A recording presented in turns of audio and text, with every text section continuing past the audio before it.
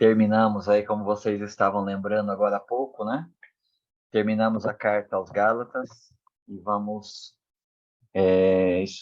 iniciar aí a nossa leitura da carta de Paulo aos Efésios, né? Eu vou colocar aí na tela um esboço simples da nossa aula, para que você possa ir acompanhando. Então, sempre que a gente vai abordar, né, um livro bíblico, ou vai abordar uma carta, um livro do Antigo Testamento, a gente tem aquelas considerações introdutórias, né? Que é a questão de autoria. Sempre que a gente vai estudar, né, um livro bíblico, né, seja um livro do Antigo Testamento, ou um livro do Novo Testamento, ou uma carta, os Evangelhos, né? Tem, tem essa classificação em termos literários, né? Livro, carta, poesia, etc. E sempre que a gente vai estudar, então tem esses aspectos introdutórios. A gente sempre procura, né, ver se é possível, até onde é possível, determinar a autoria, determinar o destinatário, determinar a data ou as circunstâncias que envolvem, né, a composição desse documento, etc., né? Então, como a gente fez com os demais, faremos aqui com a carta aos Efésios. Em termos de autoria, a gente sempre considera duas questões, as evidências internas e as evidências externas, né?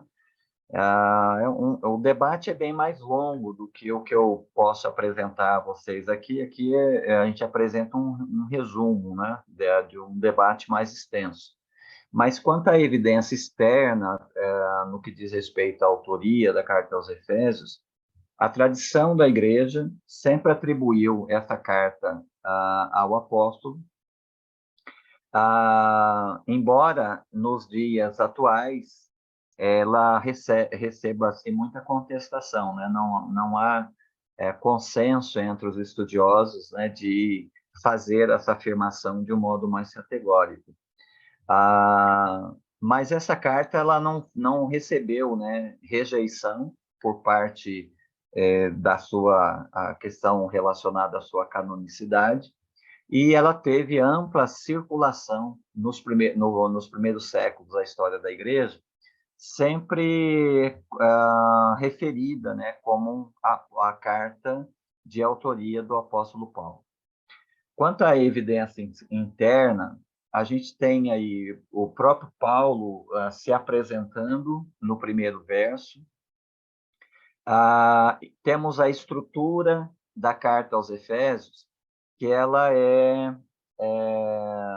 segue mais ou menos a estrutura das cartas reconhecidamente paulinas, né? O Paulo sempre trabalha as suas cartas em duas etapas. Ele apresenta um contexto mais teológico numa primeira parte, e depois, numa segunda parte, ele faz uma aplicação dessa teologia, desse conteúdo teológico. Embora, em todo momento, né, tanto na parte mais teórica quanto na parte mais prática, o Paulo sempre está abordando teologia e prática, né? O Paulo nunca é só teórico, né? Então, embora ele tenha a primeira parte mais teórica, ele está fazendo aplicação. E embora a segunda parte da carta seja mais prática, ele também está produzindo teologia nessa segunda parte, né? Então, essa estrutura que é costumeira aí nas cartas reconhecidamente paulinas, está presente aqui na carta aos Efésios também. A questão de conteúdo, né? O conteúdo da carta aos Efésios é muito parecido com a carta aos Colossenses, né? Então, se a carta aos Colossenses for atribuída a Paulo, é claro que a de Efésios também deveria ser. Embora quem não aceita a autoria paulina da carta aos Efésios argumenta que, por serem cartas parecidas, Colossenses e Efésios, então, Colossenses teria sido uma carta escrita por Paulo e a Efésios teria sido escrita por um pseudepígrafo, alguém que escreveu usando a mesma terminologia da carta aos Colossenses e atribuindo a carta a autoria a Paulo. Então, esse seria o argumento para uma rejeição de uma autoria paulina da carta aos Efésios. Sim, Denilde? Pastor, se o primeiro versículo está dizendo que Paulo, vírgula, apóstolo tal, por que não há consenso se ele já começa abrindo dizendo que foi ele? Não entendi. Então, a questão é que qualquer pessoa que fosse escrever esta carta, no caso de um pseudepígrafo, ele começaria assim, né? Então, começar a carta dizendo, olha, Paulo, tal, não é um argumento definitivo para garantir que a autoria seja realmente paulina, né? Então, é necessário considerar. O que esses que discordam dão como argumento de não ser uma carta de Paulo?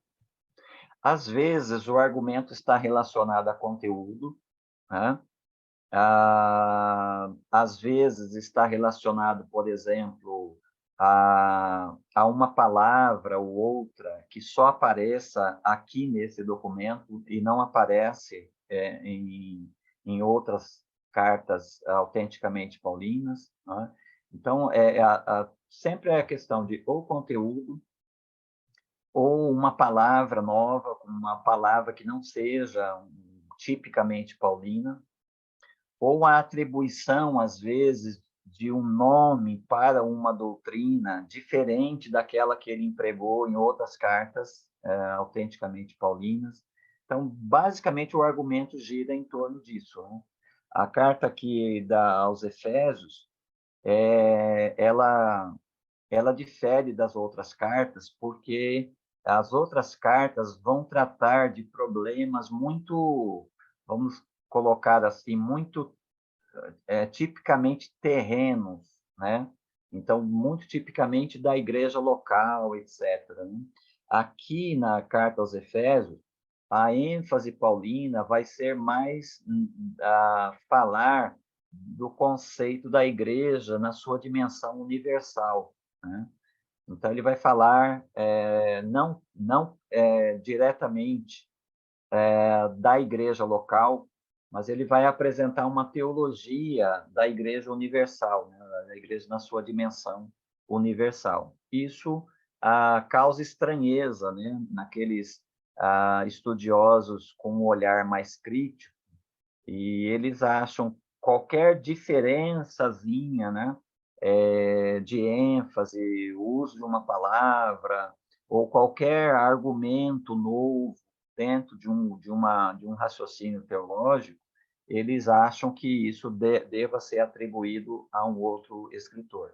É a mesma base que se faz com outros livros, por exemplo, atribuir os 5 primeiros livros a Moisés, né? Essas pessoas que encontram essas dificuldades em defender uma autoria paulina para esta ou para outras cartas que a gente entende ser de Paulo, eles também não reconhecem, né, a autoria una lá do Pentateuco. Então, ali eles vão observando diferenças de narrativas, uma palavra nova, uma maneira nova de introduzir um assunto, ou, quem sabe, a repetição, na mesma linha de raciocínio, a repetição de um argumento que já foi apresentado em linhas anteriores. Então, quando eles olham para essas diferenças, eles logo querem identificar que há aqui um documento novo. Então, esse autor escreveu até ali, e daqui para frente é outro escritor, né? É outro compositor. Então, o Pentateuco não teria uma autoria una, o Pentateuco seria aí um mosaico, né, de diversos documentos, diversos autores escritos, compostos em diferentes períodos da história de Israel, e que, finalmente, em uma data assim, bem recuada, alguém organizou esses documentos num documento único. Então, é a mesma premissa, é a mesma ideia. São diferenças de uma palavra, a repetição de um argumento que já foi utilizado, ou a repetição de um argumento com outras palavras, com uma outra ênfase. Qualquer dessas diferenças, eles já questionam, né, a continuidade de autoria, ou, no caso aqui, eles questionam a autoria integral, né, desse documento, que é a Carta aos Efésios. Ok? Bom, feito isso, nós vamos ver aí que os destinatários, né, desta carta, que a gente não tem dificuldade de nossa parte de reconhecer como uma carta de Paulo, por isso vamos falar da carta de Paulo aos Efésios sempre. Esta carta tem como destinatário, segundo aí o verso 1º, os santos e fiéis em Cristo Jesus que estão em Éfeso. Então, essa é uma maneira comum do Paulo se referir à igreja. É interessante, né, que independente da qualidade da fé, até mesmo da presença ou ausência de fé possível de ser verificada pelo comportamento ou fruto em membros de uma igreja, a realidade da igreja é que ela é assim como Paulo a está descrevendo. São os santos e fiéis em Cristo Jesus. E, nesse caso aqui, esses santos e fiéis em Cristo Jesus que estão em Éfeso. O mesmo que ele fez lá com a carta aos Coríntios, né? A gente vê ali problemas muito graves, né?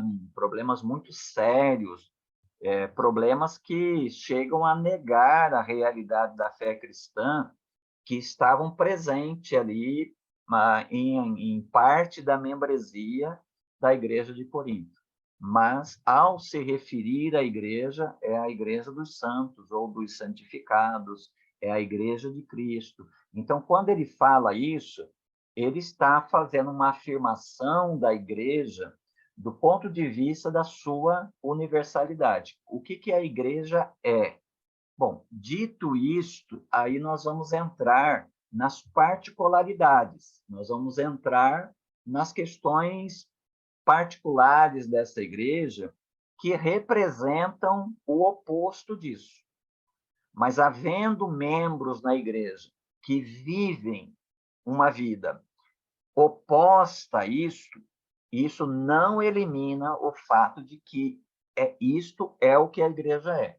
A igreja de Cristo é a igreja dos santos e fiéis em Cristo que estão ali em Éfeso, que estão na Galácia, que estão em Corinto, que estão em São Paulo, que estão no Rio de Janeiro e assim por diante. A cidade, né, de Éfeso era a capital da Ásia Menor. A Ásia Menor não tem nada a ver com o continente asiático, né? Mas era o nome que se dava a uma província romana, da qual Éfeso era a capital. Ficava ali no oeste da atual Turquia. A cidade, na época, abrigava ali um dos templos maiores e mais suntuosos, né? Consagrados aí a uma divindade. Os gregos se referiam a ela como Ártemis e os romanos se referiam a essa divindade como Diana. Esse templo foi construído no século VI a.C. e chegou a ser considerado a sétima maravilha do mundo antigo. Então, era muito suntuoso, né? Com algo belo, assim, aos olhos. E era consagrado, então, a uma divindade que exerceu muita influência no campo religioso e exerceu muita influência tanto para os gregos quanto para os romanos.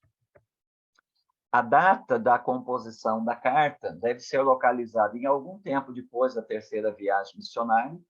A segunda viagem missionária do Paulo, ali já no finzinho dela, narrado no capítulo 18 a 21, consta ali uma passagem rápida do Paulo pela cidade.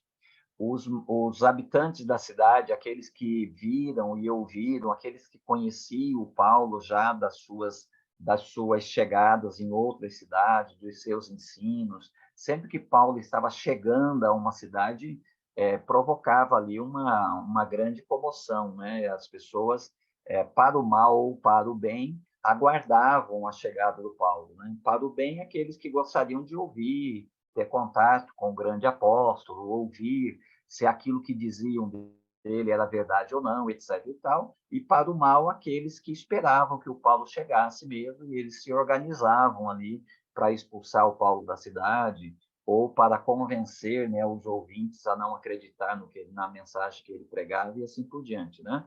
Então, ele passou por ali, e os efésios, eles queriam que o Paulo permanecesse ali, mas ele já estava no fim da sua segunda viagem missionária, então ele não quis ficar na cidade, ele continuou voltando, né, voltou para Jerusalém, permaneceu algum tempo ali, depois ele foi lá para a igreja sede de onde ele foi enviado, que é a Antioquia, e depois, quando ele planejou a terceira viagem missionária, aí sim, ele teve uma passagem pela cidade de Corinto, e aí ele foi para a cidade de Éfeso. Foi ali, naquele capítulo 19 do livro de Atos, quando ele chega e se encontra com aqueles discípulos ainda, né, crendo na mensagem do João Batista, né? Provavelmente discípulos do Apolo. Lembra que o Apolo teve que ser chamado à parte, né? A Priscila e o Áquila o chamaram porque perceberam que ele pregava, ele tinha um bom domínio da palavra de Deus, né? Na sua pregação, mas Priscila e Áquila perceberam que havia alguma coisa que não estava muito afeita à fé cristã na pregação do Apolo. E depois que ele foi corrigido, então é que ele foi pregar em Corinto. Então, é possível, né, que esses discípulos aí sejam pessoas que foram evangelizadas pelo Apolo. E quando Paulo chega lá e faz lá algumas perguntas, eles, na verdade, criam realmente na pregação, nos limites lá do João Batista, não haviam ouvido falar nada sobre o Espírito Santo, ou seja, não há Pentecostes, né? Não houve Pentecostes, então eles estão à parte do corpo de Cristo, uma vez que a descida do Espírito Santo, o batismo do Espírito Santo é a incorporação dessas pessoas no corpo, né, de Cristo na igreja. Então ele faz ali aquelas correções, mas o Paulo acaba ficando 2 anos e 3 meses, né?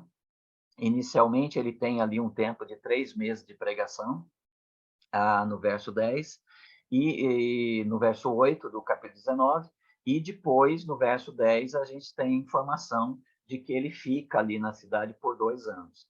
Nessa permanência do Paulo, né, ele estabelece ali um seminário teológico. Então, durante esse tempo aí, ele aluga uma escola, né, a escola de Trajano, e ele começa a ensinar ali.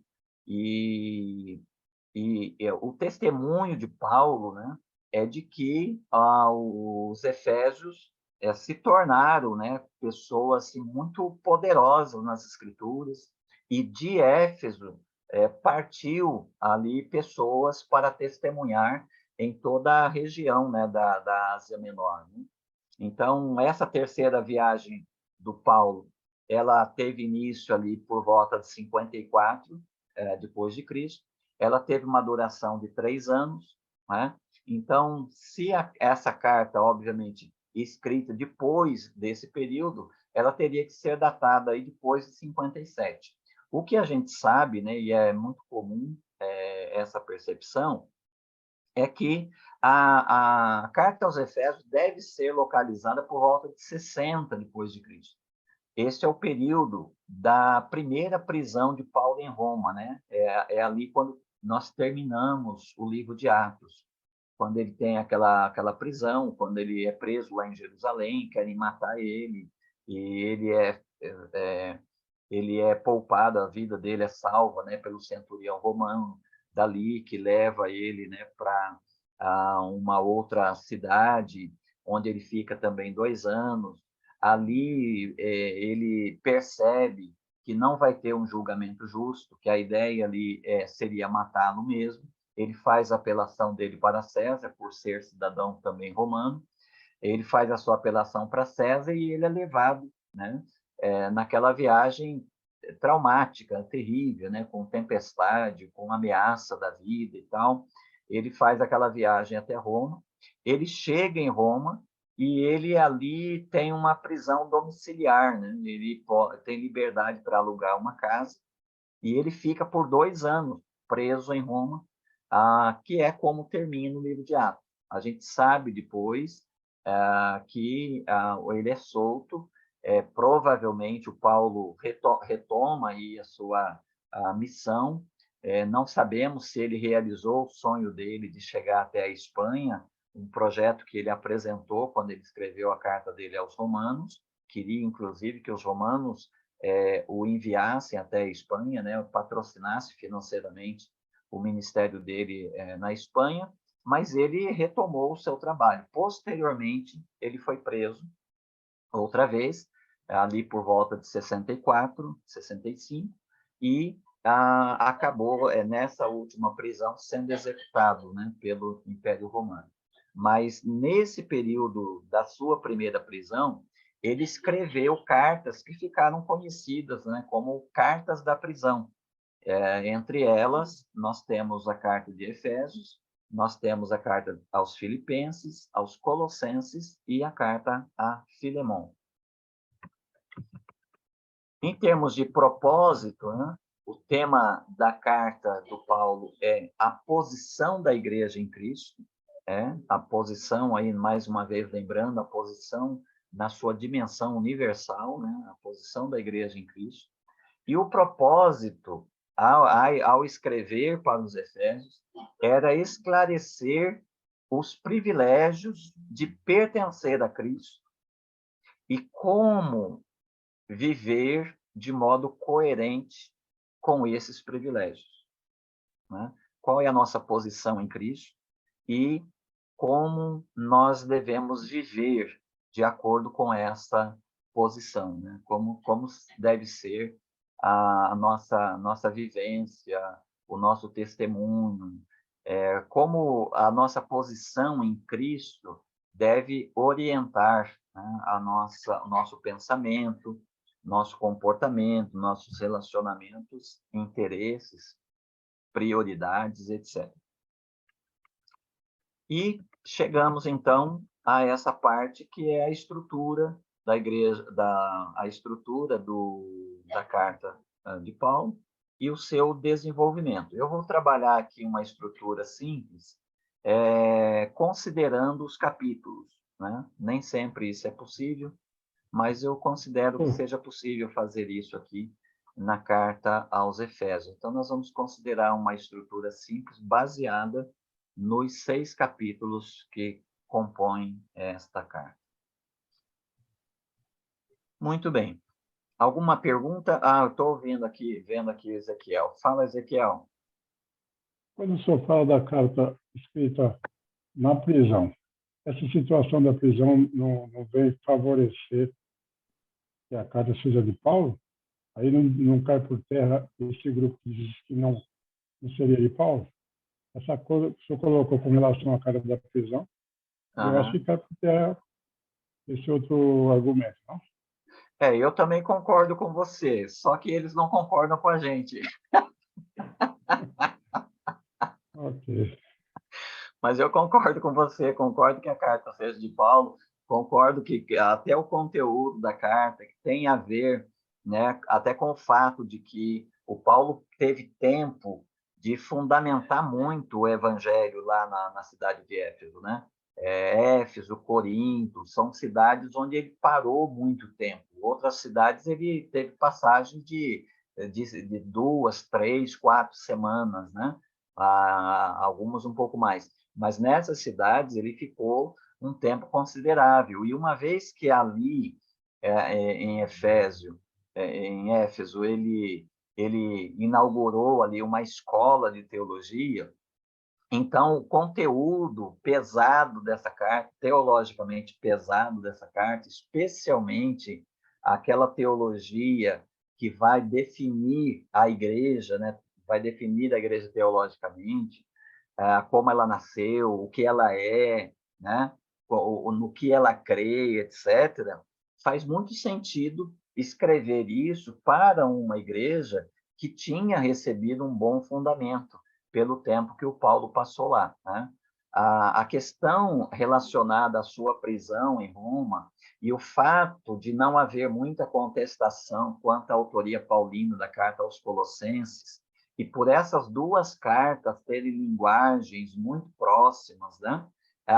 Então, para nós, isso não seria um impedimento para aceitar a autoria paulina, pelo contrário, seria um acréscimo, né, de argumento para reconhecer que essa carta é de autoria paulina. Tá? Mas, por aquelas razões que eu já apresentei, os estudiosos eles têm um olhar muito técnico, muito clínico, então eles veem uma vírgula, né, colocada num lugar diferente, eles já acham que esse documento não pode ser daquele autor, ou, como eu falei do Pentateuco, não pode ser o mesmo escritor, né, ou um escritor único que está compondo o documento todo. Bom, o Paulo começa aí a sua saudação, como ele faz em todas as suas cartas. Paulo, uma apresentação pessoal. Ele se apresenta como apóstolo de Cristo Jesus. Então, apóstolo aí significa enviado, né? Nesse sentido, não há apóstolos nos dias de hoje. O apostolado, nesse sentido mais estreito, é só para aqueles que tiveram, né, um conhecimento do Cristo encarnado ou tiveram uma revelação do Cristo ressurreto e que foram comissionados. Muita gente viu Jesus em carne, viu Jesus ressurreto, né? Mas nem por isso foi comissionado a ser apóstolo, né? Então, nesse caso aqui, ele tem essa credencial e tem o chamado de Cristo para ser apóstolo.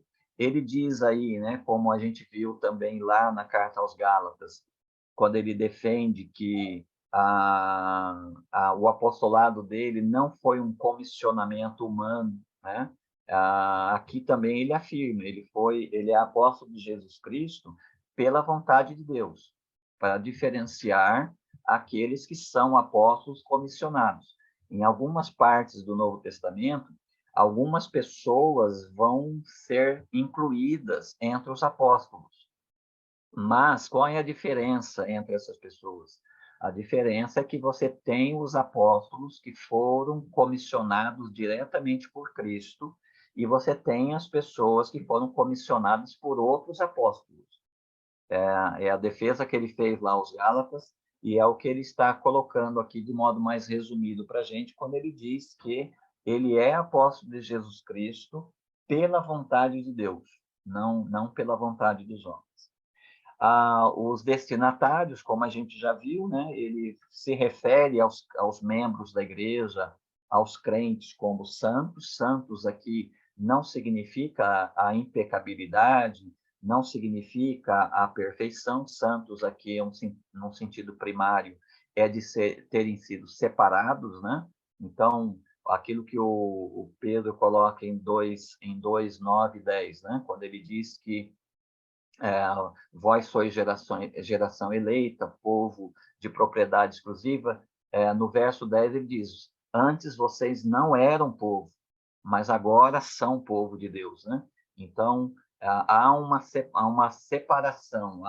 Antes vocês pertenciam a um povo que não era povo de Deus, mas vocês foram separados para se tornar povo de Deus. Ou como ele coloca aos Colossenses, no capítulo 1, verso 12 e 13, quando ele diz que nós antes pertencíamos ao reino das trevas e nós fomos transportados para o reino do Filho amado. Então, houve essa separação, né? Então, santos nesse sentido. Todos os crentes, então, são santos. Podemos dizer que eles são ex-pecadores, né? Eles são ex-pecadores no sentido de que antes eles estavam, né, o destino deles, a motivação deles era para o pecado. E eles foram, então, mudados, tiveram essa transformação, tiveram aí essa separação do pecado para pertencer a Deus, né? Então, esse é o sentido primário de santos, que são fiéis em Cristo Jesus que estão em Éfeso.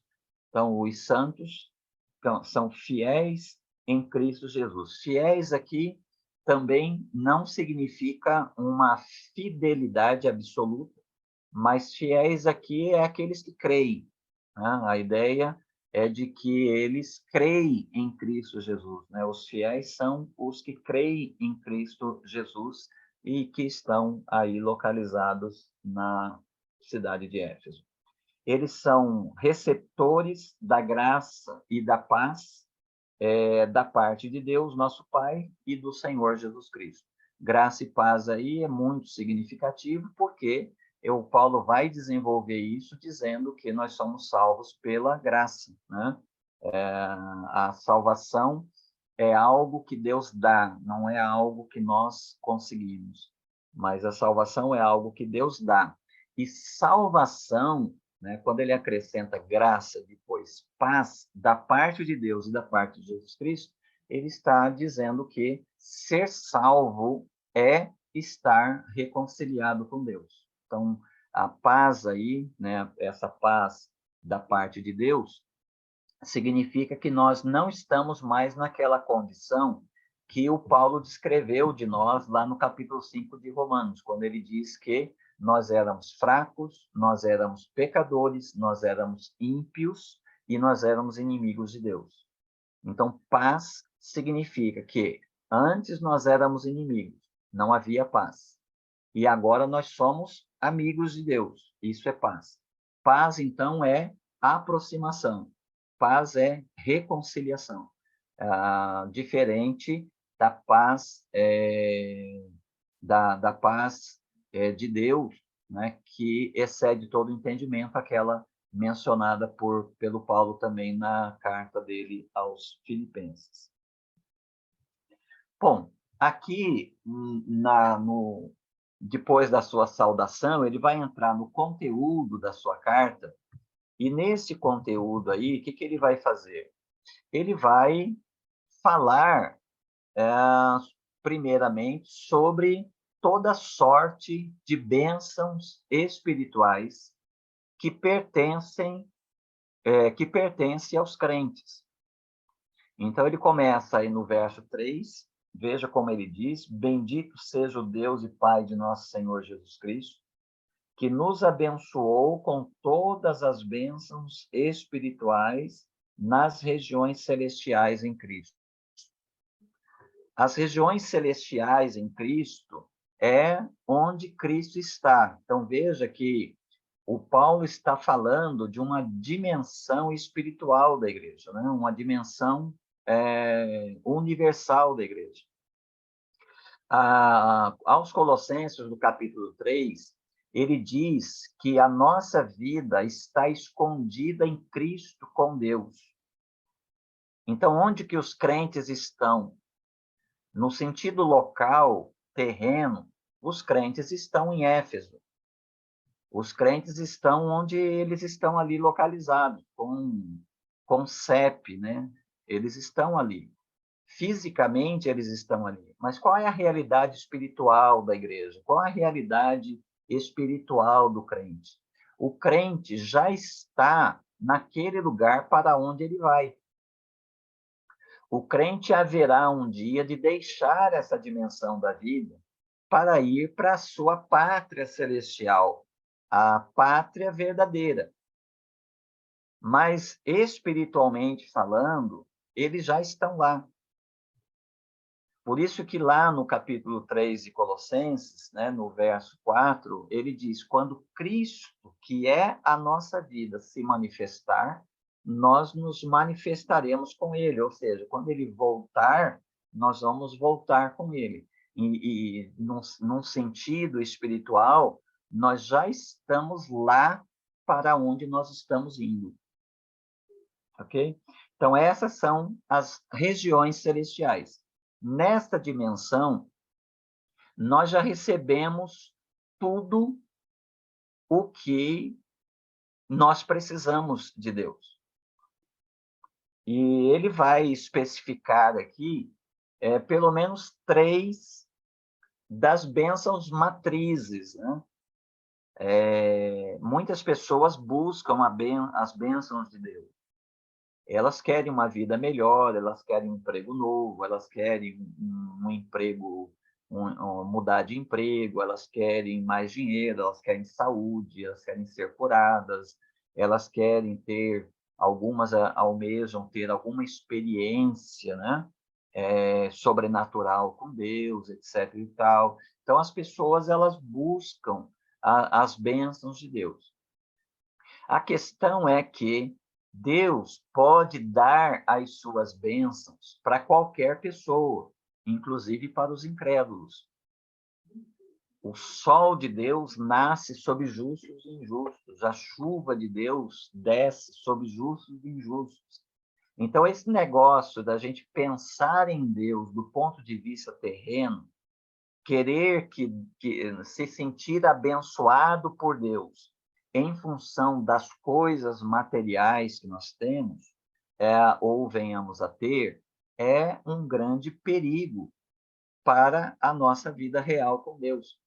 Porque essas coisas todas aí, que às vezes os crentes ficam eufóricos até, querem dar testemunho na igreja, porque aconteceu, ó, veja isso, veja aquilo, embora isso tenha lá o seu lugar, a gente não pode se iludir de que isto seja uma evidência de espiritualidade genuína.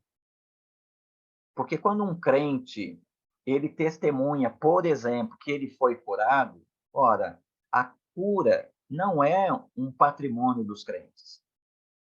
Deus cura outras pessoas. É óbvio, a diferença entre os crentes que são curados e os não crentes que são curados é que nós entendemos quem é que nos curou, mesmo quando essa cura veio por meio de uma orientação médica, por meio de um processo cirúrgico, etc.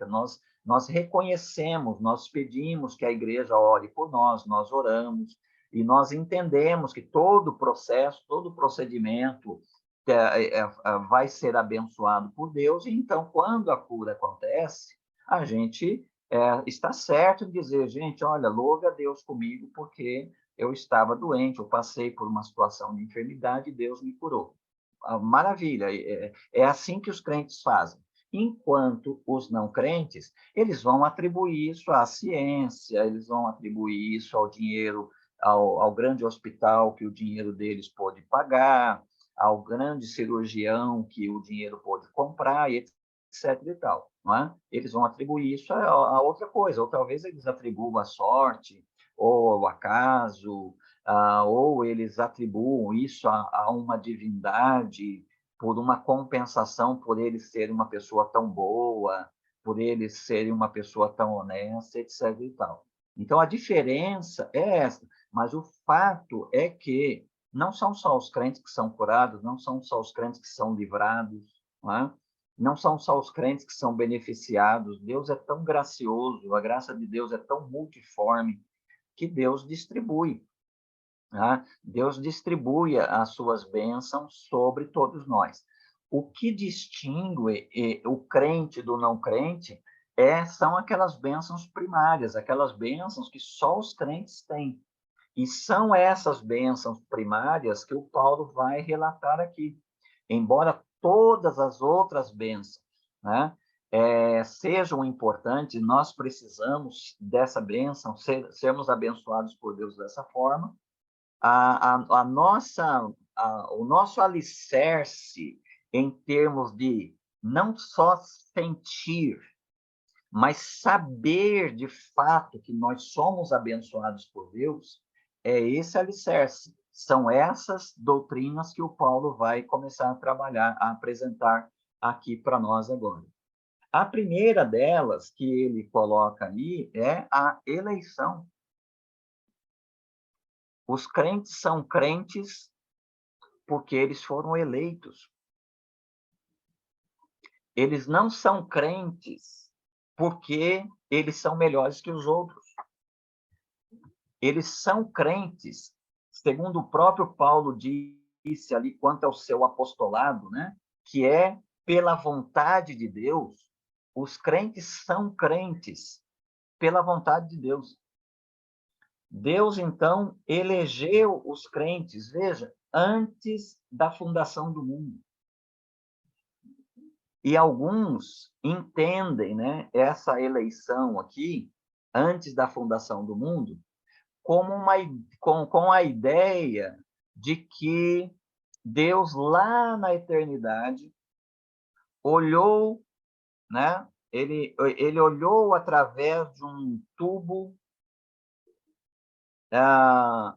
grande, e através desse tubo grande, ele enxergou lá no futuro as pessoas que creriam em Jesus. E com base, então, nesta visão, Deus, então, elegeu os crentes. O que não combina com o sentido das palavras gregas empregadas por Paulo aqui. A ideia aqui, embora às vezes a gente sinta alguma dificuldade de entender isso, porque a gente acha que se uns são eleitos e outros não, Deus estaria cometendo injustiça. O fato é que a doutrina da eleição é uma doutrina declarada nas Escrituras desde o livro do Gênesis. Ela é declarada.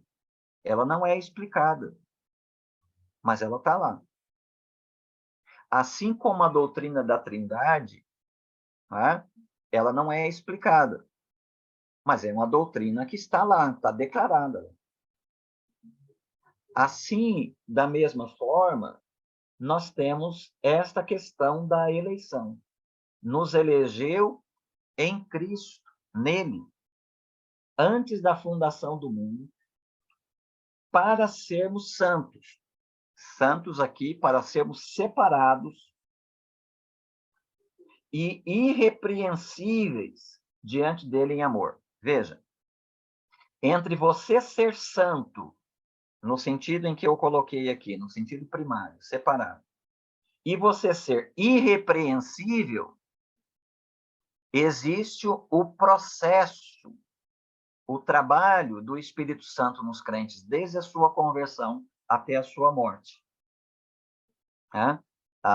Então, aqui, entre santos e irrepreensíveis, existe um tempo. Ninguém nasce na fé cristã já irrepreensível.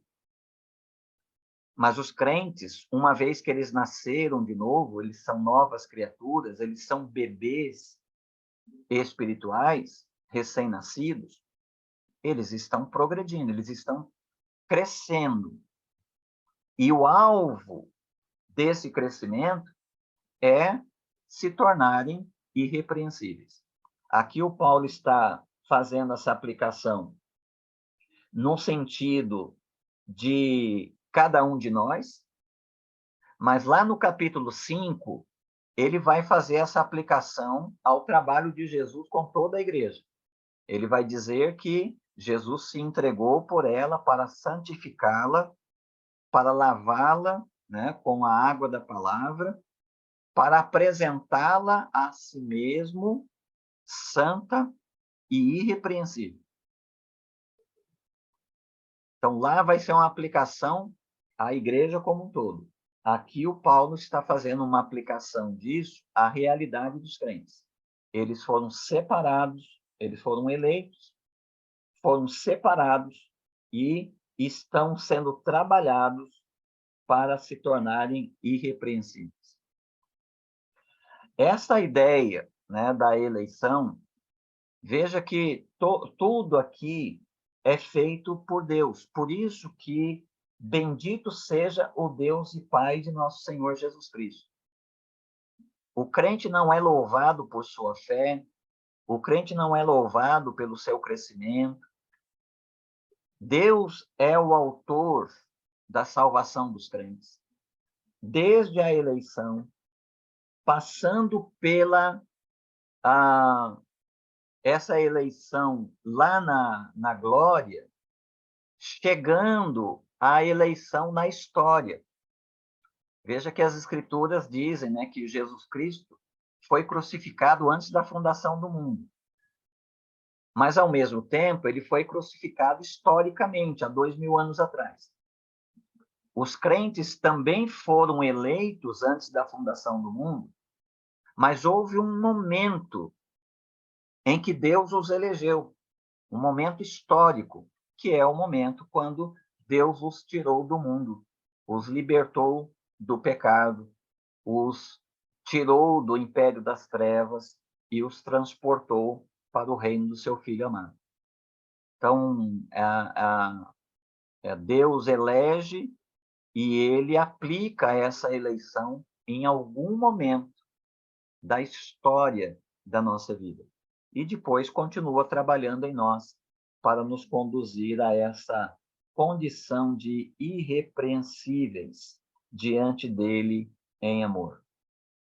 Veja que, além de nos eleger, Deus também nos predestinou. Predestinar para quê? Predestinar para que nós fôssemos dele. O propósito da predestinação de Deus é para que nós pertencêssemos a ele, né? Então, ele nos predestinou para si mesmo, segundo a boa determinação da sua vontade. Veja, é algo que ele quis fazer. A salvação dos crentes está entre os decretos de Deus. Quando Paulo escreveu aos Romanos, ele disse, no capítulo 8, que os crentes são aqueles que Deus chamou segundo o seu decreto. Decreto deve ser diferenciado de lei. Uma lei de Deus, Deus permite que você quebre. Mas um decreto de Deus não pode ser impedido. O Jó disse isso no capítulo 42. Bem sei eu que tudo podes e que nenhum dos teus decretos podem ser impedidos. O Paulo disse aos Romanos que os decretos de Deus são invioláveis. Então, o que nós temos aqui é uma boa determinação da vontade de Deus, de modo que não há nada que possa impedir que Deus faça aquilo que ele determinou fazer, ou como ele expressou a sua boa vontade por meio do seu decreto. Fábio, você está com a mãozinha levantada aí? Pode falar.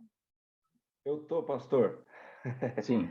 Eu só gostaria de fazer um comentário e uma pergunta, né? Sim.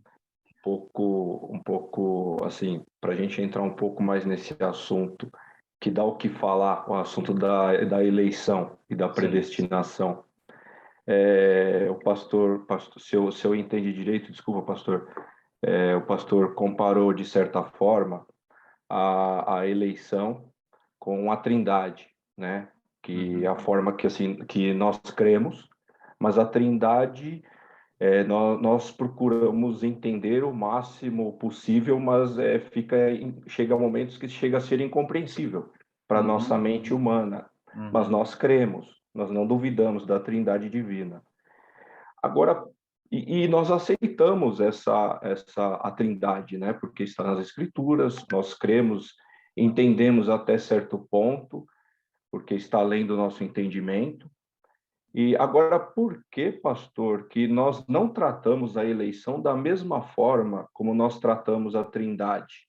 Que cremos até certo momento, que a nossa mente não consegue compreender alguns desígnios de Deus, né?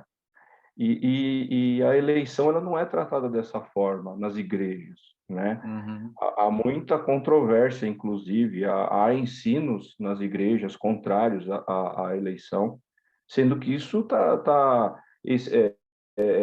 explícito, né? Implícito aqui nas Escrituras. A gente vê vários textos, desde do Velho Testamento até o Novo Testamento, falando da eleição, falando dos eleitos do Senhor. Uhum. Agora, por quê? Principalmente no nosso meio batista, esse tema não é abrangido assim, da mesma forma que se abrange a Trindade e que a igreja entende, de certa forma, e até certo ponto, sobre a Trindade.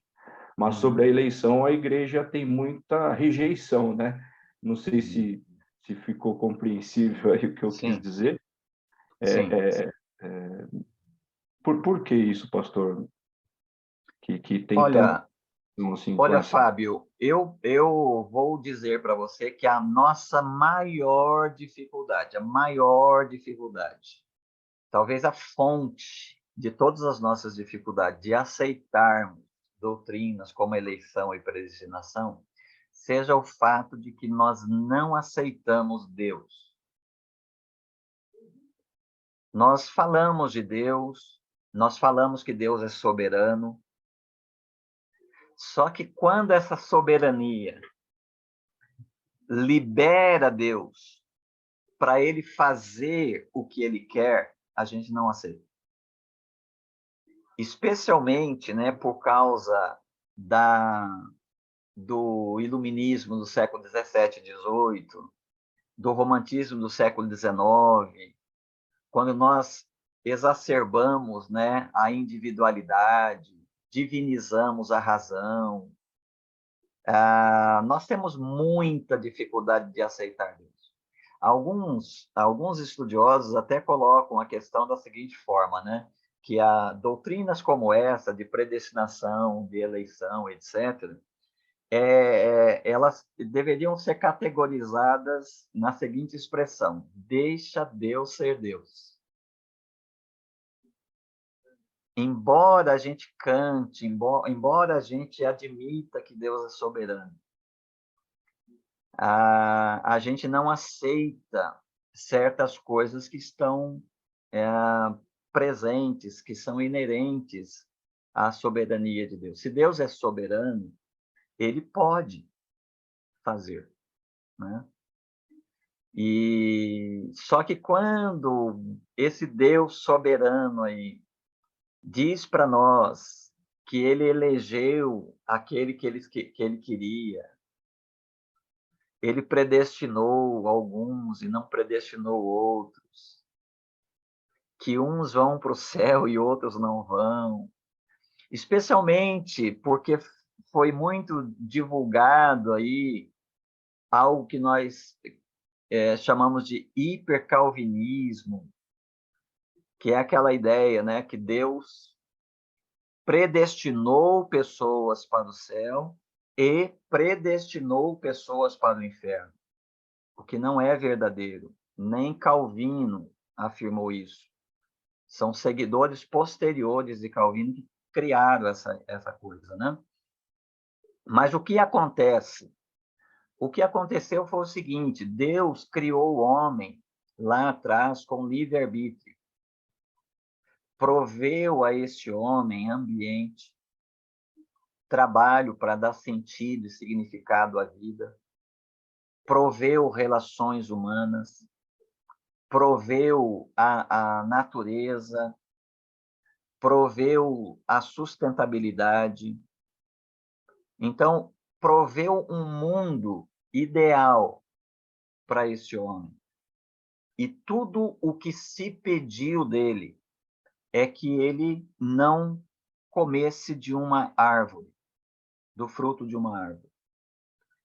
E este homem, obviamente seduzido, mas não roubado de si mesmo, esse homem seduzido voluntariamente entregou tudo isso às mãos do adversário de Deus.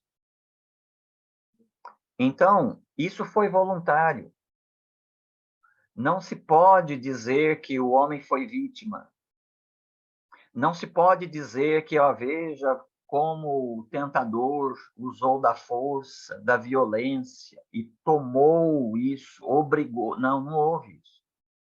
O homem, no uso da sua capacidade, da sua liberdade, voluntariamente, ele entregou. É como hoje Deus colocar diante das pessoas o bem e o mal, a morte e a vida, o céu e o inferno, e dizer para elas assim, olha, escolham a vida, e elas escolhem a morte. Que é o que continua acontecendo. Então, lá foi feito isso, lá foi assim. Então, a partir daí, Deus então coloca em operação o seu plano redentor. Ora, Deus podia não ter plano redentor nenhum. Ele criou a humanidade. Ele criou todas as possibilidades, ambiente, tudo aquilo que tornava a vida significativa, produtiva, etc. Deu liberdade a este homem e, voluntariamente, ele decidiu virar as costas para Deus. Deus podia não ter plano redentor nenhum. Mas quando Deus coloca em operação o seu plano redentor, e nesse plano redentor, ele não planeja salvar universalmente, ele planeja salvar alguns, do que Deus pode ser acusado de ser injusto? Se ele salva alguns e outros seguem o seu rumo natural, por que ele seria acusado de injustiça? Ele simplesmente é soberano. Ele seria soberano, por exemplo, se ele decidisse não salvar ninguém. Ele é soberano quando decide salvar alguns. E em sua soberania, ele decidiu salvar alguns. Não é? Se pessoas estão em uma condição de perigo, e você, então, ali tenta salvar, você não pode salvar todas elas. Mas você quer fazer alguma coisa para ajudar essas pessoas.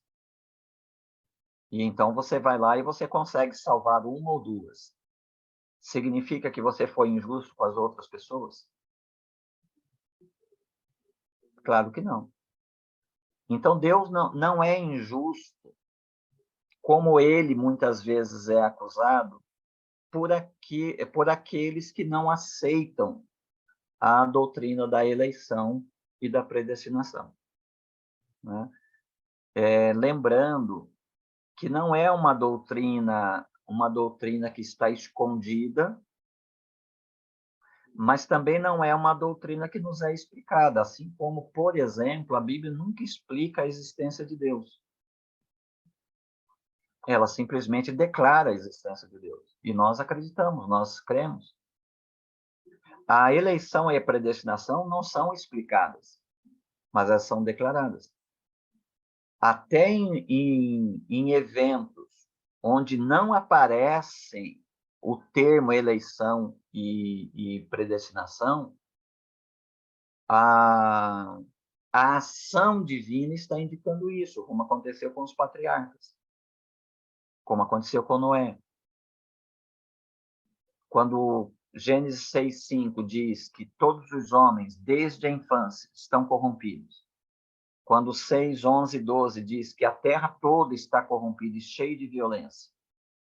E, de repente, surge um Noé, de quem o texto diz que achou graça aos olhos de Deus. Ora, se todo significa todo, então Noé era da mesma leva, da mesma conduta. O Enoque. Então, o que faz, né, com que uma humanidade que está toda corrompida, toda cheia de violência, toda desviada, e de repente aparece um Noé, aparece um Abraão. Que nome que nós poderíamos dar a isso, senão uma ação divina, graciosa, que escolheu essas pessoas? Quando chegar no céu, a gente vai poder perguntar para Deus, né? Pelo menos nós vamos, aqueles que vão para o inferno, não. Mas nós, pelo menos, vamos perguntar para Deus, por que eu? Essa talvez seja a grande pergunta da eternidade. Por que não meu vizinho? Por que na minha família toda foi só eu? Por que não meus irmãos? Né? Por que eu e não o outro? Isso, a eleição e a predestinação, longe de ser como ela é acusada, né? Ou como seus defensores são acusados, de gerar soberba e orgulho, longe disso, gera humildade. Porque geraria orgulho se eu pudesse dizer assim, ó, Deus me escolheu por causa da minha capacidade. Deus me escolheu por causa da minha condição moral, do meu padrão ético. Deus me escolheu por causa das minhas bondades. Ora, aí sim, seria orgulho. Mas quando eu olho e eu vejo que todos nós somos iguais, a Escritura encerrou todos nós debaixo do pecado. Todos nós estávamos destituídos. Todos nós estávamos debaixo da condenação. Todos nós, como Paulo vai falar aqui no capítulo 2, todos nós estávamos mortos em nossos delitos e pecados. E, de repente, eu olho para mim e eu percebo que Deus me tirou da morte, me tirou de debaixo da condenação e me transportou para esse seu reino, longe disso despertar soberba e orgulho, gera humilhação. Porque eu bem queria poder dizer que eu estou entre os escolhidos, entre os eleitos, porque eu mereci. Mas eu sei que não é verdade. Então, por que os crentes devem ser chamados e, às vezes, até sacudidos? Por que os crentes devem ouvir frequentemente essas palavras de Paulo? Bendito seja o Deus. Digam aí, crentes. Diga, igreja. Bendito seja o Deus e Pai de nosso Senhor Jesus Cristo. Por que a igreja tem que louvar a Deus? Por que a igreja tem que encher o coração de ação de graças? Por que os crentes, a igreja, precisa lembrar dos feitos do Senhor? Precisa fazer porque tudo isso foi imerecido. Tudo isso, como Paulo colocou lá no verso 1, eu sou apóstolo pela vontade de Deus. Eu sou crente por causa da determinação da sua vontade, como ele coloca no verso 5, acerca de todos nós. Só isso.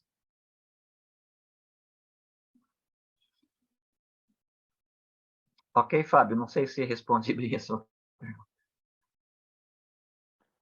Ah, excelente, pastor. Até um pouco sem palavras aí. Ok. Tá bom, vamos seguir então. Então ele fala aí, né, da eleição, da predestinação. E quando ele fala, né, da predestinação, ele também fala do destino. Predestinado para o quê, né? Eleitos para o quê? Nós já vimos. E agora predestinados para o quê? Para si mesmo, para pertencermos a ele, mas para sermos filhos adotivos por meio de Jesus Cristo. Então, nós somos de inimigos de Deus transformados em filhos, filhos adotivos. Filhos adotivos porque o único filho original de Deus é Jesus. Né?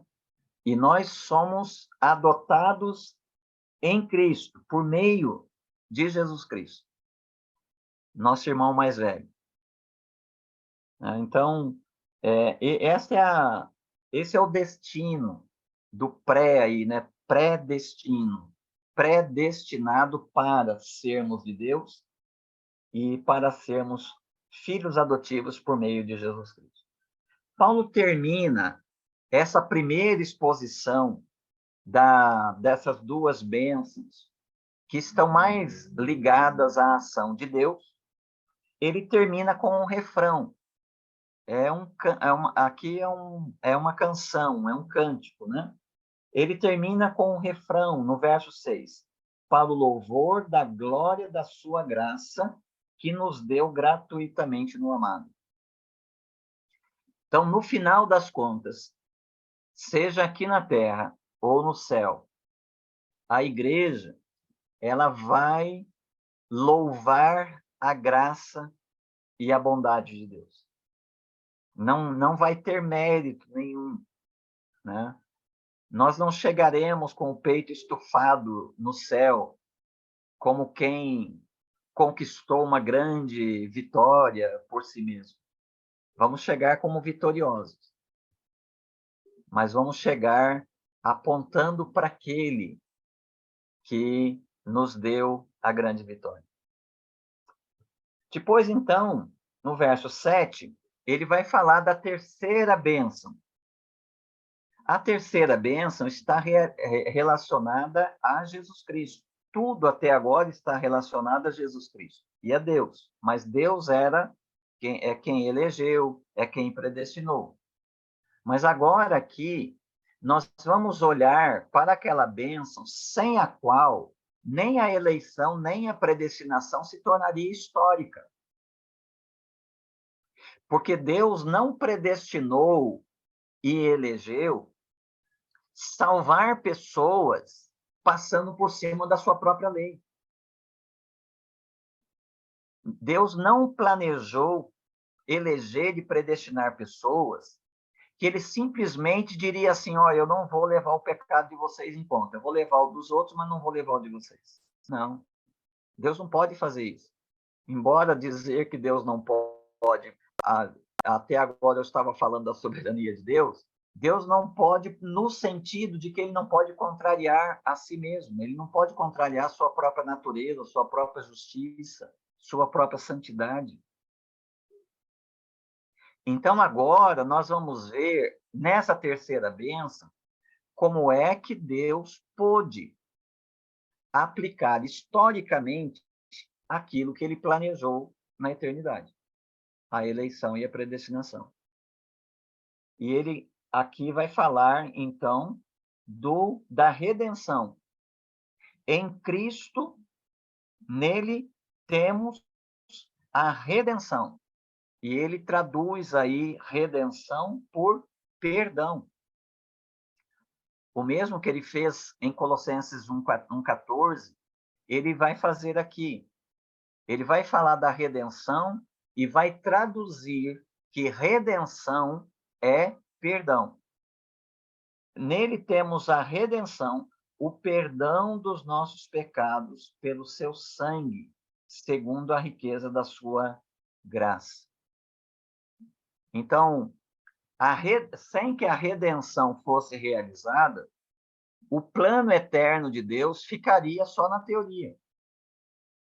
Ele não poderia aplicá-lo historicamente. Esta é a razão por que o Filho tem que vir. Porque o problema do pecado humano precisa ser resolvido para que o propósito de Deus seja cumprido.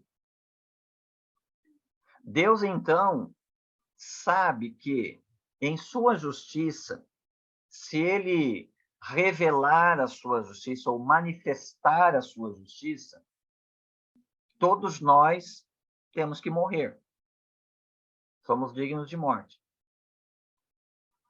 Mas Deus, ele criou um caminho em sua sabedoria eterna. Ele criou um caminho em que ele pudesse manifestar ou revelar a sua justiça. De modo que, na linguagem de Paulo, lá em Romanos 3, ele fosse justo e, ao mesmo tempo, justificador daqueles que creem em Cristo. É exatamente para isso que Jesus vem. E ele é apresentado por João Batista, né, lá em João 29, como o Cordeiro de Deus que tira o pecado do mundo. Em 1 João capítulo 3, verso 5, João diz, foi para isso que ele se manifestou, para tirar o pecado. Então, Jesus vem para remover o pecado. E como é que ele removeu? Na linguagem do Pedro, lá em 1 Pedro capítulo 2, verso 22, ele diz para nós que Jesus levou os nossos pecados em seu corpo sobre o madeiro, reproduzindo Isaías 53. Foi assim. Ele nasceu sem qualquer influência de Adão, como todos nós nascemos, porque o nascimento foi virginal e por concepção do Espírito Santo. Ele vive toda a sua vida sem experimentar pecado. Em 1 Pedro 2, 21, o Pedro diz que nem sequer um engano foi achado em sua boca. E olha que Jesus foi observado por multidões, Jesus foi observado pela liderança judaica, que era perita nas escrituras do Antigo Testamento. Jesus foi tentado tentaram induzir Jesus a erro diversas vezes para pegá-lo. Depois ele foi julgado por um tribunal na calada da noite, onde testemunhas, mesmo que mal intencionadas, apresentavam testemunho que não eram compatíveis, não batiam um testemunho com o outro. Então, o julgamento dele foi à revelia. As testemunhas eram falsas, os testemunhos eram falsos. E mesmo assim ele foi condenado. O centurião romano que comandou a execução, no final testemunhou diante da cruz. Este homem verdadeiramente era justo. O Pilatos disse para a multidão enfurecida, nenhum mal vejo nesse homem. Então, chegando ao fim da sua vida, sem pecado, ele, então, sabendo que para isso ele tinha sido enviado pelo Pai, ele assume os pecados, assume as culpas, assume a dívida, assume a condenação dos pecadores e por isso morreu na cruz. Como Paulo colocou lá em Gálatas 3:13, ele recebeu aquela maldição, né? Maldito aquele que for pendurado no madeiro. Ele se colocou debaixo da maldição. Mas fazendo isso, ele resgatou-nos desta maldição. Essa foi a razão por que ele veio. Então, sem que Jesus tivesse feito isso, não havendo redenção, não havendo perdão dos pecados, a predestinação e a eleição teriam sido um bom plano que Deus fez na eternidade, mas ela não teria lugar na história humana. Todos nós, embora Deus intencionasse salvar alguns, nem esses alguns seriam salvos, porque não teria redenção, não teria remoção do pecado, não teria perdão dos pecados, e Deus não poderia simplesmente ignorar os nossos pecados, pois, fazendo assim, ele estaria quebrando a sua própria lei, ele teria se tornado transgressor, tão pecador quanto eu e você, transgredindo a sua própria lei. Então, o texto diz que não, Jesus, né, fez a redenção, Jesus trouxe o perdão dos pecados e fez isto pelo seu sangue, ou seja, fez isto por meio da sua morte. Lembrar que derramar, né, o seu sangue é derramar a vida, né? Lá no Levítico 17, o sangue está na vida, a vida é o sangue. Então, quando a gente fala de, o sangue está esvaindo, a pessoa está morrendo. Olha, Jesus derramou o seu sangue. Em outras palavras, ele deu a vida. Ele morreu em nosso lugar.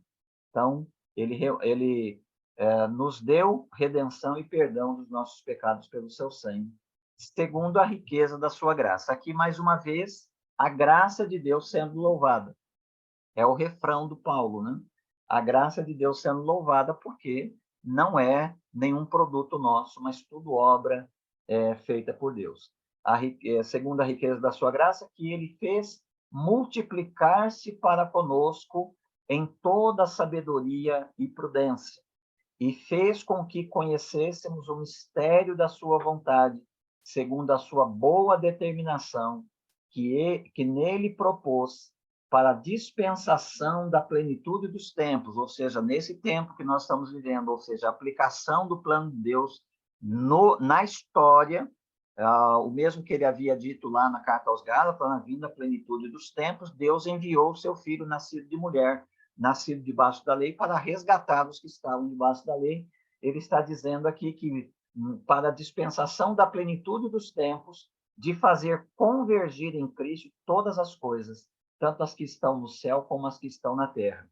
E aqui o Paulo se diferencia teologicamente das suas outras cartas, porque veja que ele não está falando aqui de um salvar de almas, né? De uma evangelização salvacionista, uma evangelização que pretende levar almas para o céu. Ele está falando daquilo que a cruz conquistou. E a cruz não existiu apenas para que pessoas fossem para o céu. A cruz existiu para que, em Cristo, Deus, então, convergisse todas as coisas, unisse todas as coisas, resgatasse todas as coisas, tanto as que estão no céu, como as que estão na terra. Então, toda a criação é alvo da cruz. Nós, quando a liberdade dos filhos de Deus se manifestar, como Paulo coloca lá no finalzinho, já quase do capítulo 8 de Romanos, quando a liberdade dos filhos de Deus se manifestar, toda a criação que geme junto conosco também encontrará a sua liberdade. E é aí, então, que os céus se desfarão, como o Pedro descreve na segunda carta dele, no capítulo 2. Os céus se desfarão e se dará lugar ao novo céu e à nova terra. O novo céu e a nova terra e a humanidade redimida é a nova criação de Deus. A nova criação de Deus que é realizada a partir da agonia da cruz de Cristo. Nele também, em Cristo, fomos feitos herança, predestinados conforme o propósito daquele que faz todas as coisas segundo o desígnio da sua vontade, a fim de sermos, e aqui o refrão do Paulo, a fim de sermos para o louvor da sua glória, nós, os que antes havíamos esperado em Cristo. Nele também, vós tendo ouvido, e aí vem, né, a aplicação do plano de Deus. Você tem o plano de Deus feito antes da fundação do mundo, você tem a execução desse plano realizado por Cristo historicamente na cruz, a redenção, o perdão dos pecados, e você tem a pregação do Evangelho, o anúncio da obra de Cristo. E nesse anúncio da obra de Cristo, veja que as pessoas terão que ouvir o Evangelho. O Paulo disse lá no capítulo 10, 17 de Romanos, né? Porque a fé vem pelo ouvir, e o ouvir pela palavra de Cristo. E aqui ele está dizendo para nós como é que os efésios receberam essa redenção. Como é que eles se tornaram efetivamente participantes desse plano divino, eterno. Ele diz que eles ouviram a palavra da verdade, que é o evangelho da vossa salvação. Tendo ouvido a palavra da verdade, o evangelho da vossa salvação, junto com essa palavra da verdade, junto com o evangelho, veio a fé. Porque foi depois que eles ouviram que eles creram. Nele também crido. E então fostes selados com o Espírito Santo da promessa. Aqui é a outra bênção, né?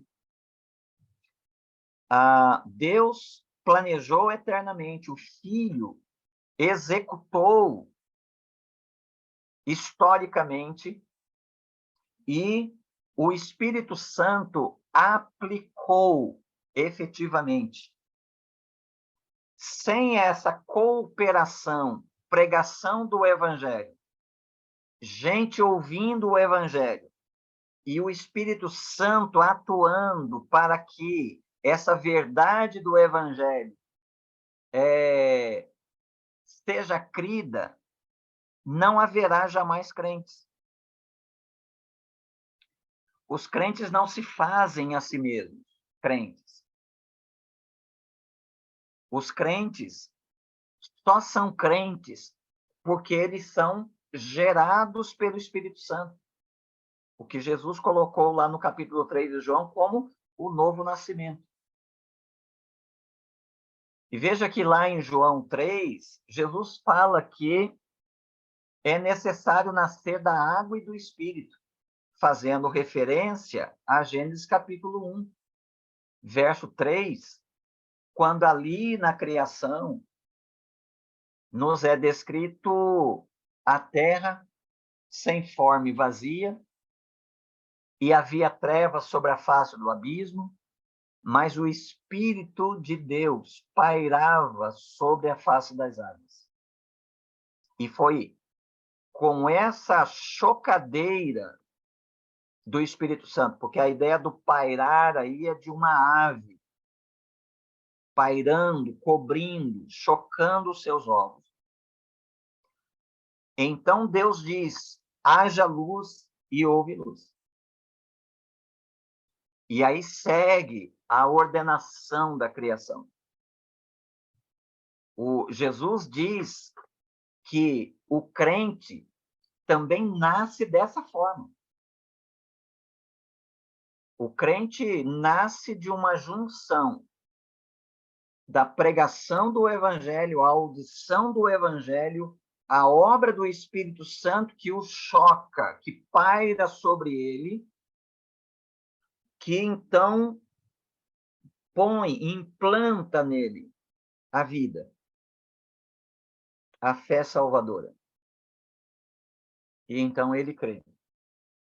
E quando ele crê, então ele é selado com o Espírito Santo da promessa. Ou seja, o Espírito Santo participa da obra desde convencer o mundo do pecado, da justiça e do juízo, João 16:8. Participa desta desse processo gerador, né, que leva o crente ao novo nascimento, e depois vem para dentro, trazendo a vida de Deus para dentro do crente. Como Pedro disse lá no apelo que ele fez no seu sermão em Atos 2. Arrependei-vos e cada um de vós seja batizado em nome de Jesus para a remissão dos vossos pecados e recebereis o dom do Espírito Santo, ou seja, a presença de Deus, que é nada mais, nada menos do que vida eterna. Vida eterna não é uma vida pós-morte. Vida eterna é a vida de Deus, porque só a vida de Deus é eterna. A nossa vida não é eterna. Nem a de Adão era eterna. A nossa vida tem fim. A vida de Deus não.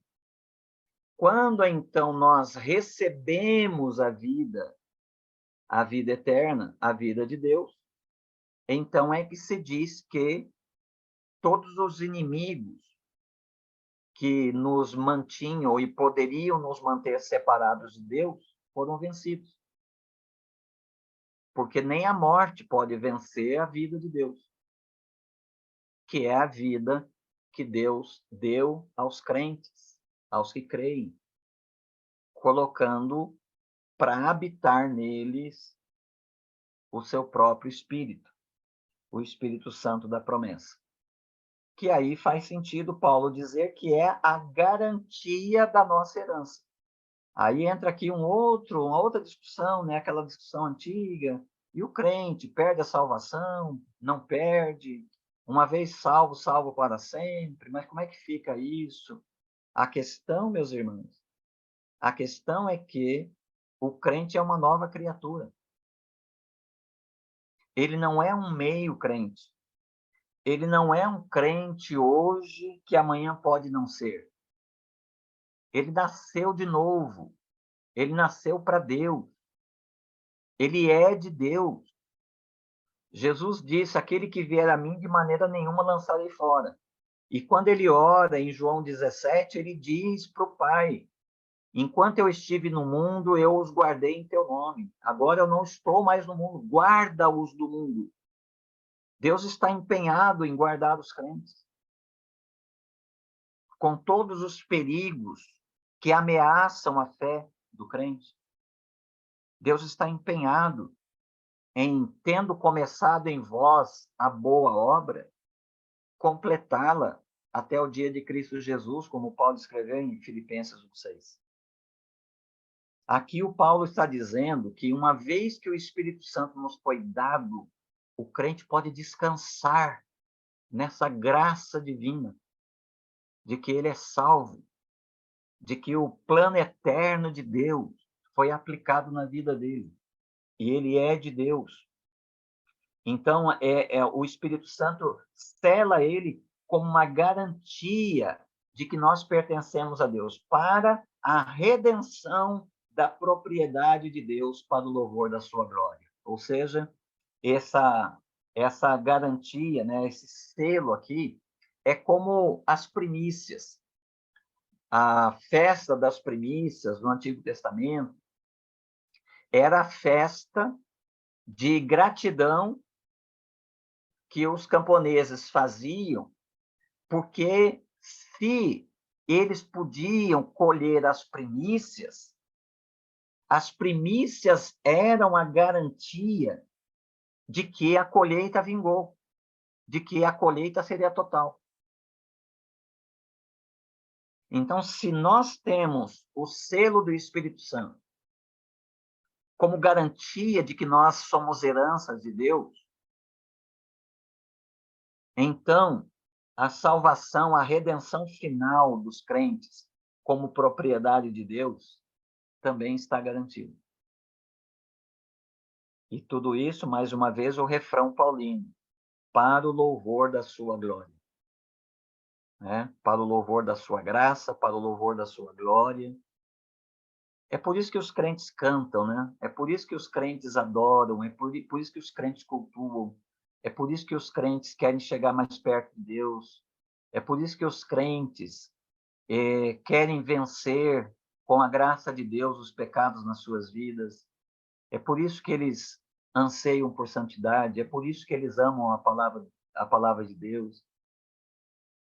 É por isso que eles querem consagrar suas vidas ao serviço de Deus. Porque, como diz o autor de Hebreus, em 2,15, em 2,2, nós temos uma grande salvação, não é pouca coisa. Uma grande salvação, que não pode ser tratada por nós com descuido. Não pode ser tratada por nós como pequena coisa. Nós temos uma grande salvação que nos foi dada por Deus. Aqui o Paulo termina, né, esse raciocínio longo dele.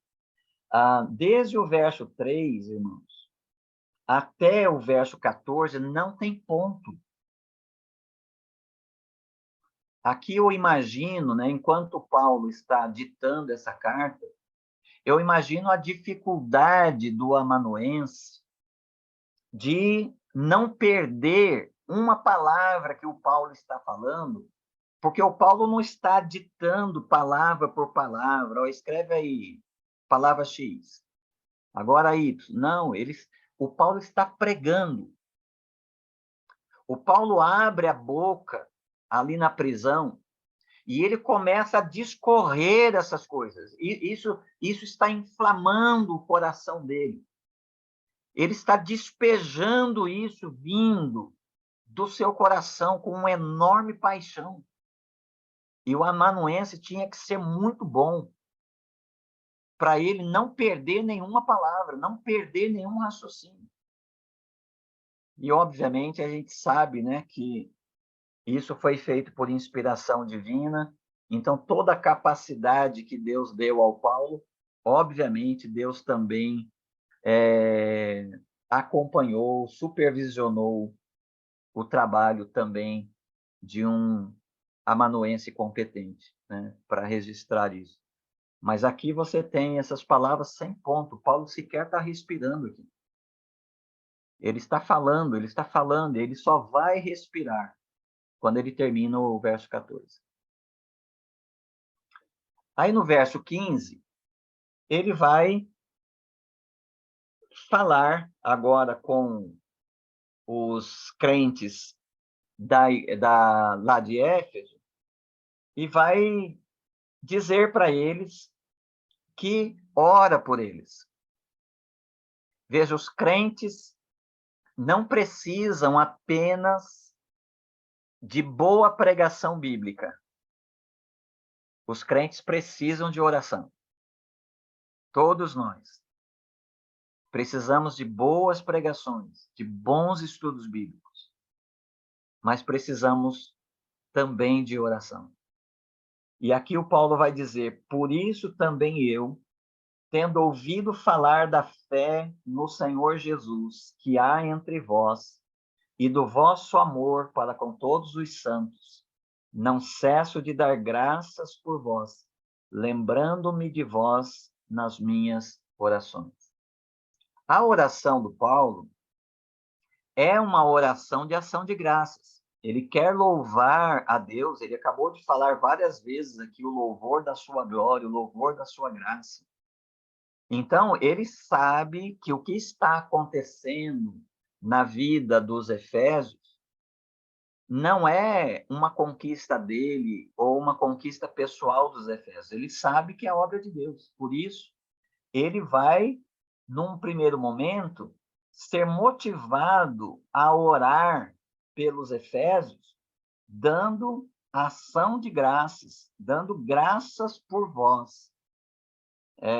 Como ele coloca aí, né? Sem cessar. Mas quando Paulo vai especificar esta oração, ele vai fazer algumas petições. E as petições que o apóstolo faz são petições, irmãos, que têm tudo a ver com a qualidade espiritual que os crentes, instruídos e informados sobre a realidade da sua salvação, É tudo que os crentes precisavam ter ou buscar. Então, o que ele vai falar aí, né? Uma vez que vocês já são abençoados com toda sorte de bênçãos nas regiões celestiais em Cristo, e eu especifiquei algumas dessas bênçãos aí, tanto do Pai, quanto do Filho, quanto do Espírito Santo, agora, então, ele vai fazer pedidos a Deus em favor daqueles crentes, para que, veja o verso 17, não cesso de dar graças, lembrando de vós das minhas orações, e pelo que o Paulo ora? Primeiro, para que o Deus de nosso Senhor Jesus Cristo, o Pai da glória, vos dê o espírito de sabedoria e de revelação no pleno conhecimento dele. Os crentes, eles foram apenas iniciados no conhecimento de Deus. E uma vez que eles foram iniciados no conhecimento de Deus, esse conhecimento de Deus não pode parar. O crente nunca pode estacionar na sua vida.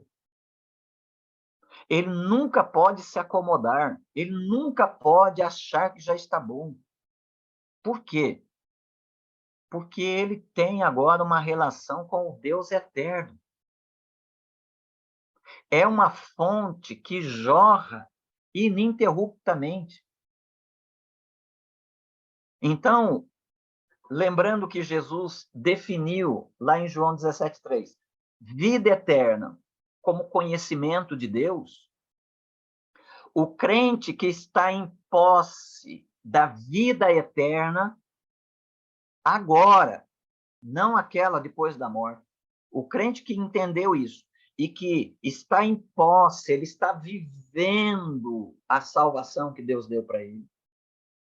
Ele está crescendo ou buscando crescer no conhecimento de Deus. Porque viver a vida eterna, lembrando da definição de Jesus, viver a vida eterna é conhecer a Deus.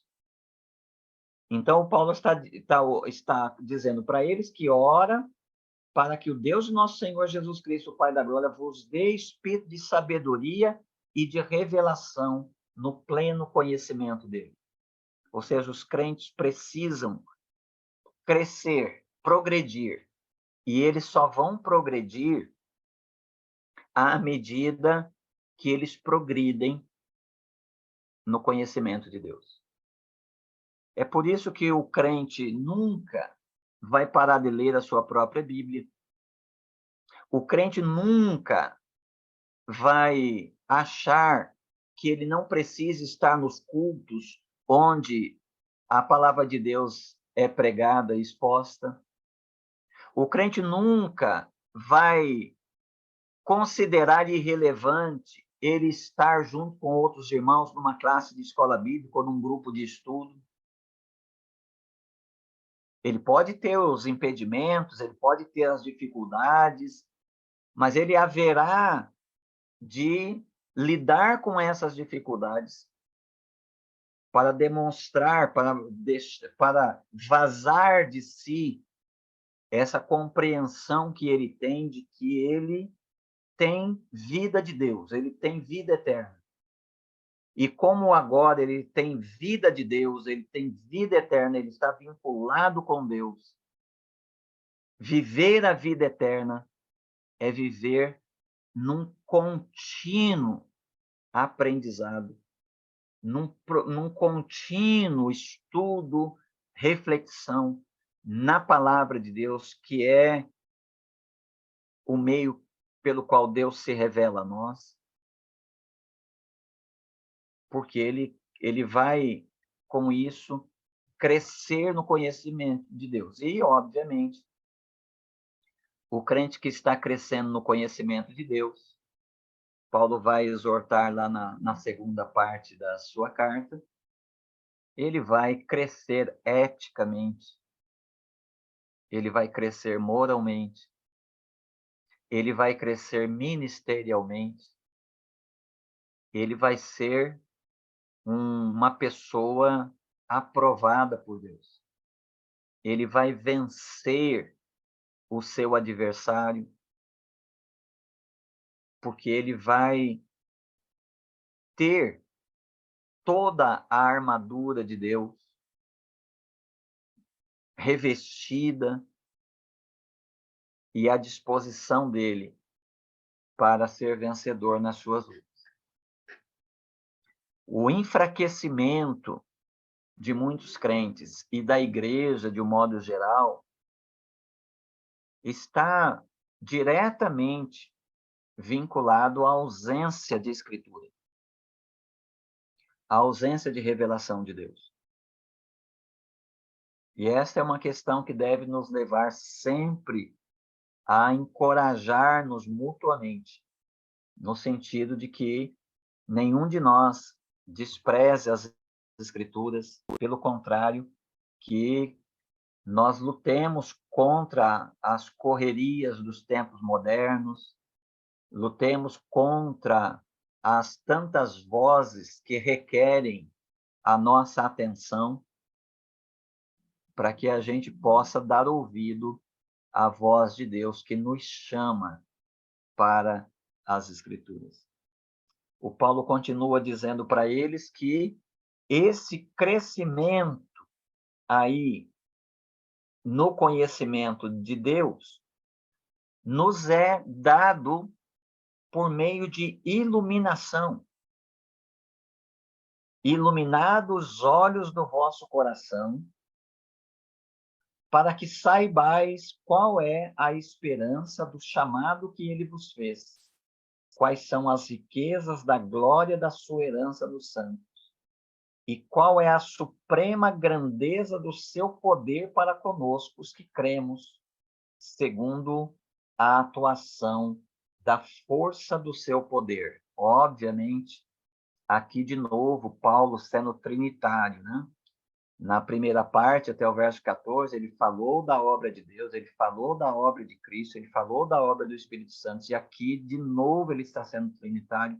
Ele falou de Deus, Deus de nosso Senhor Jesus Cristo, Deus e Pai de nosso Senhor Jesus Cristo, que vos dá espírito de sabedoria e de revelação no pleno conhecimento dele. Agora, aqui, ele está falando da obra do Espírito Santo.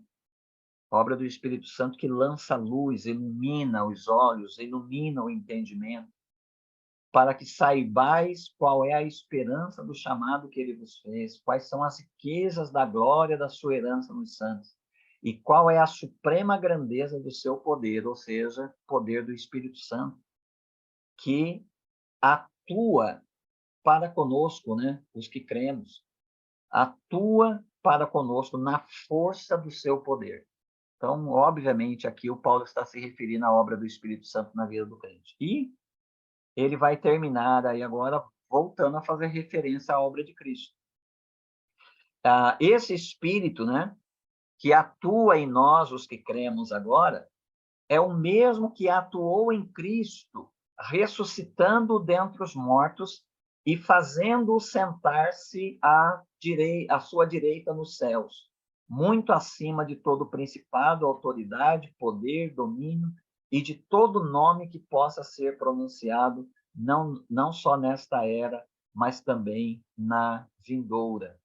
Também sujeitou todas as coisas debaixo dos seus pés. Veja, Jesus, lá em Filipenses, né, vocês se lembram daquele hino do Paulo em 2:5-11, que Jesus, sendo Deus, esvaziou-se, tomou a forma humana, na forma humana, humilhou-se até a morte de cruz, mas Deus o exaltou soberanamente, deu a ele o nome que é sobre todo nome, no céu, na terra, embaixo da terra, diante de quem toda língua haverá, todo joelho se dobrará e toda língua confessará que Jesus Cristo é o Senhor, para a glória de Deus Pai. Aqui ele está falando a mesma coisa, né? Ele está dizendo que o Espírito de Deus, o poder de Deus, atuou em Jesus Cristo, ressuscitando dentre os mortos. Esse é o mesmo poder que atua nos crentes, ressuscitando Jesus dentre os mortos. Ele fala da ascensão de Jesus depois da ressurreição, né? Fazendo sentar-se à sua direita nos céus. Ele fala da glorificação de Jesus Cristo, quando Jesus chega de volta diante do Pai, e recebe, né, o nome ali, muito acima de todo o principal da autoridade, poder, domínio, de todo nome que se possa nomear, não só nessa era, mas também na vindoura. Também sujeitou todas as coisas debaixo dos seus pés, uma vez que ele é o Senhor, Deus então sujeitou todas as coisas debaixo dos seus pés, para que ele seja cabeça sobre todas as coisas. Ele o deu à igreja. Veja, Jesus é cabeça sobre todas as coisas estão debaixo dos pés de Jesus, mas Deus também o deu como Senhor da igreja, como cabeça da igreja, que é o seu corpo, a plenitude daquele que preenche tudo em todas as coisas. Então, veja, principalmente destacando aqui, né, nessas palavras do Paulo, e lembrando você que da mesma forma, né, que eu disse nos versos 3 a 14, dos versos 15 ao 23, nós também não temos ponto. Né? Novamente, o Paulo está aqui numa emoção muito forte, né? Num processo emocional muito forte ao falar. Né? Aquilo que ele está falando está consumindo o seu coração como fogo. E ele está falando e o amanuense dele está registrando a sua fala. E ele termina, então, aí mais esse parágrafo, esse longo parágrafo, no verso de número 23. Ok, meus irmãos, deu para a gente trabalhar o capítulo 1 hoje. Os capítulos seguintes nós trabalhamos aí nas próximas aulas. Vou tentar trabalhar mais do que um capítulo por aula, mas esse daqui era muito difícil trabalhar em menos de uma aula inteira, porque tem muita teologia, né, muito conteúdo teológico, muita coisa a ser explicada aqui nesse primeiro capítulo da carta. Deus abençoe vocês, devolva aí a palavra a quem de direito. É a Eliana, né? Obrigada, pastor. Hoje foi uma aula de teologia completa, viu? Muito boa, pastor. Maravilhosa. Falar sobre eleição. Todo mundo concorda, né? Todo mundo concorda comigo que a aula de hoje foi especial, né? Vocês estavam falando aí de algo do Irlande. Sim. O Irlande está pregando em Efésios? Todos os domingos. Eu estou correndo um sério risco, um sério perigo. Imagina. Ele não falou tudo que o senhor falou a respeito do primeiro capítulo, pelo menos, ele não tocou nesse assunto. Não falou sobre eleição. Não, ele está falando muito sobre a graça, né? Mas ninguém fala. Ninguém fala sobre eleição. Nem predestinação. Não fala. Está falando sobre a graça, sobre salvação. E falar sobre eleição para nós é ótimo, né? A gente realmente tem muitas dúvidas. Agradeço, pastor. Amém. Muito obrigado por dividir conosco o seu conhecimento. Amém. Obrigada, pastor. Obrigada a todos vocês que estiveram conosco aqui. E boa semana para todos nós. Amém. Ok? Obrigada, boa noite. Obrigada. Boa semana a todos. Tchau, tchau. Deus abençoe a todos. Boa noite, boa noite. Tchau, tchau. Boa noite a todos.